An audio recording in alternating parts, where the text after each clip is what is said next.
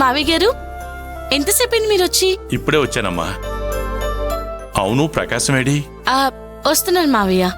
అక్షయ, శ్రావణి కూడా వచ్చింది, వందనతో మాట్లాడుతోంది. అవునా అమ్మా? సరే వెళ్తాను. బుక్ చేసాము, చాలా బాగుంది తెలుసా. హాయ్ శ్రావణి. హాయ్ వదినా. ఏంటి నువ్వు మావయ్య వచ్చారు, మీ అన్నయ్య రాలేదా? ఏంటి వదినా, ఇంటికొచ్చిన అర్ధమోగుణ్ణి కాదని ఎక్కడా ఉన్న కాబోయే మొగుడు గురించి అడుగుతున్నావేంటి? ఇంకెందుకు, కళ్ళల్లో కళ్ళు పెట్టి చూసుకుంటూ రొమాన్స్ చేసుకోవటం. దెబ్బలు తింటావు. చూసావా శ్రావణి, నిజం చెప్తే కొడుతుందట. అంటే ఇప్పుడు మా అన్నయ్య రాకపోతే నన్ను కూడా కొడతావా ఏంటి? ఏం పర్లేదు, ఆయన వచ్చినా చేసేది ఏం ఉండదు. మీ అన్నయ్య గారు రొమాన్స్ లో చాలా వీక్.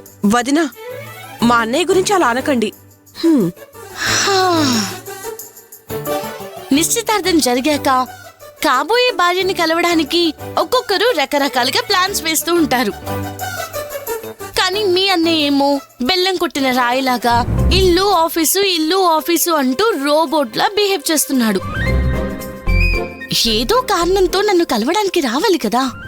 వదినా, ఇప్పుడు మీరు చెప్పిందంతా అక్షరం ముక్కు వదలకుండా అలాగే వెళ్ళి మా అన్నయ్యతో చెప్తాను.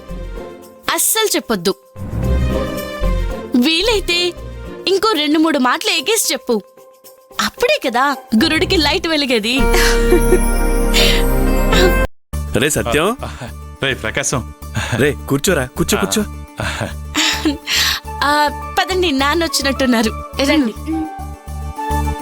రే కాఫీ టీ ఏమైనా తాగావా? పర్లేదురా, ఇప్పుడేం వద్దు. అమ్మ శ్రావణి, బావున్నారా? బావున్నాను మావయ్య గారు. చెప్పరా, ఏంటి సడన్ గా వచ్చావు? ఏం లేదురా, రేపు పెళ్లి పనుల్లో మొదటి ఘట్టంగా పందిరి గుంజ నాటబోతున్నాం. పొద్దున్నే 9:30కి ముహూర్తం మంచిదని చెప్పారు. అందరూ తప్పకుండా రావాలి. తప్పకుండారా. నీ వైపు ఇంకెవరికైనా చెప్పాలారా? చెప్పడానికి ఇంకెవరూ లేరు గాని, ఎలాగో మన ఊరు వెళ్తున్నాం కదా, అప్పుడు అందరికీ శుభలేఖిచ్చి ఆహ్వానిద్దాం. అన్నయ్య, నేను ఇదే కాలనీలో ఉండే నా ఫ్రెండ్ని తీసుకురమ్మంటారా? తప్పకుండా తీసుకురామ్మా. సరే ప్రకాశం, ఇక నేను బయలుదేరతాను. రే రే రే ఆగు,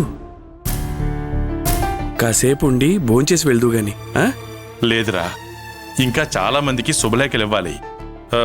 మళ్ళీ కలుద్దాం.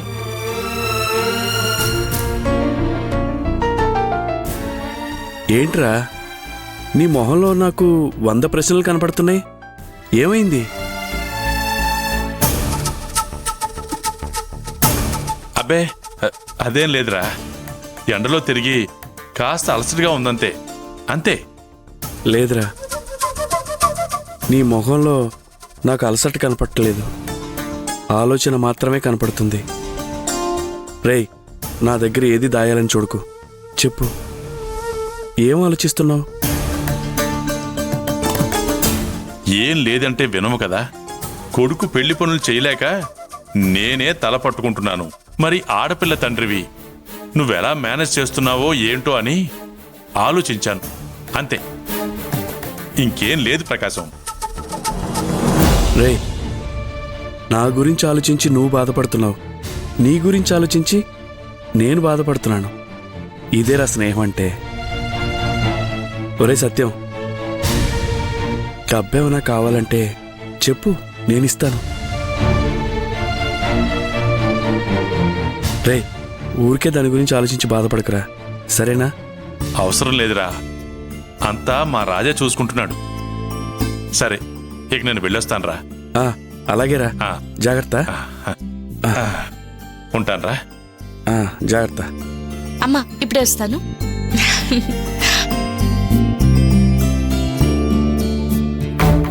అమ్మయ్యా, సత్యం అన్నయ్య నా గురించి చెప్పకుండా ఏదో ఒకటి చెప్పి మేనేజ్ చేశారు. నేను బ్రతికిపోయాను.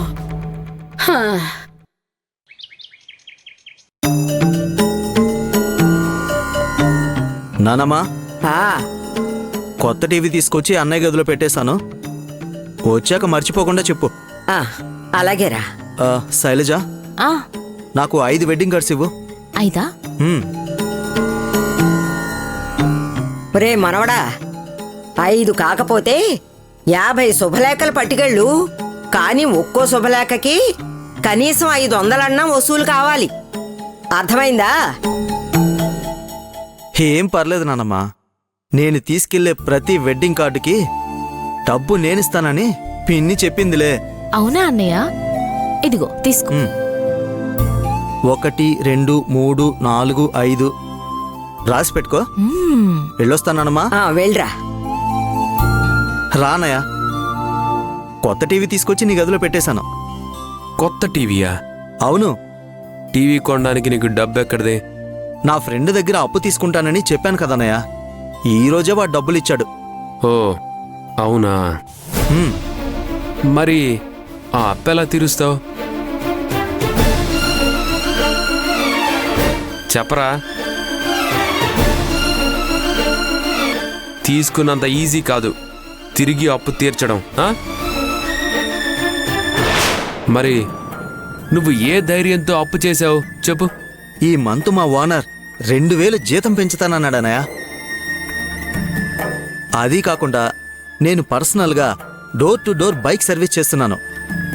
దాంతో నేను ఈ అప్పు తీర్చేస్తానన్నయ్య. బాగుందిరా. అప్పు తీర్చేస్తావు సరే, మరి ఇంటి ఖర్చులకి ఎప్పుడు ఇచ్చే 6000 ఇస్తావా? మరి నన్నేం చేయమంటావన్నయ్య? నువ్వేమో నా టీవీ తెస్తావా చస్తావా అన్నట్టు మాట్లాడావు. ఇప్పుడు ఈ టీవీ టెన్షన్ లేకుంటే పెరిగిన జీతం అలాగే ఇంట్లో ఇచ్చేవాడిని కదా. ప్రస్తుతం నేను ఇంటికి అంతకు మించి ఇవ్వలేనన్నయ్య. రే ఆగు. ఎవరికి ఇన్ని వెడ్డింగ్ కార్డ్స్ తీసుకెళ్తున్నావు? నేను చెప్పింది గుర్తుంది కదా? గుర్తుందన్నయ్య, బాగా గుర్తుంది. ఒక్క కార్డుకి 500 వచ్చినా మొత్తం 2500. చాలా. చూసావా నానమ్మ, నీ ముద్దుల మనవడు ఎలా మాట్లాడి వెళ్తున్నాడో? ఇప్పుడు నీ చెవుల్లో తీర్థం పోసినట్టుందే. అదేం లేదు మనవడా. ఏమీ లేదని ఊరికే ఉండకుండా వాడికి గట్టిగా చెప్పు. ఇంకోసారి నాతో ఇలా మాట్లాడాడో పళ్ళు రాలగొట్టి చేతిలో పెట్టేస్తాను. రా సత్యం.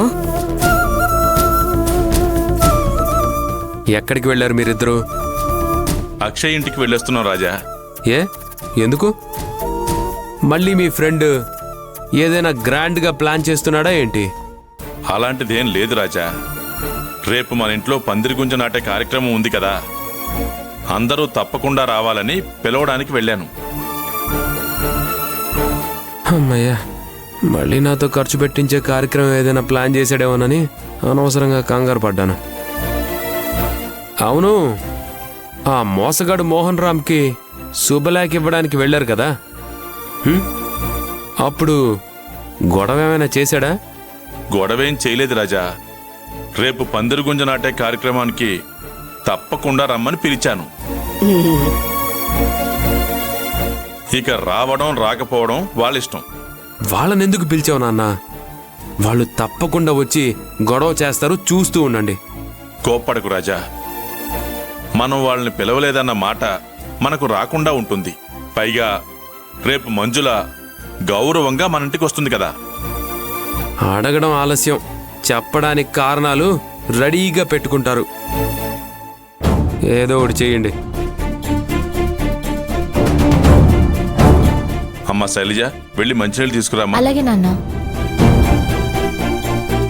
సత్యం రా, ఇలా వచ్చి కూర్చో. వదిన అన్నయ్య గురించి చెప్పింది నిజమే. వదిన వాళ్ళింటికి వెళ్ళామని చెప్పగానే హ్యాపీగా వదిన ఎలా ఉంది, ఏం చెప్పింది అని అడగకుండా ఏదేదో మాట్లాడతాడేంటి? వదిన చెప్పింది ఎలాగైనా అన్నయ్యతో చెప్పాలి. కానీ ఎలా?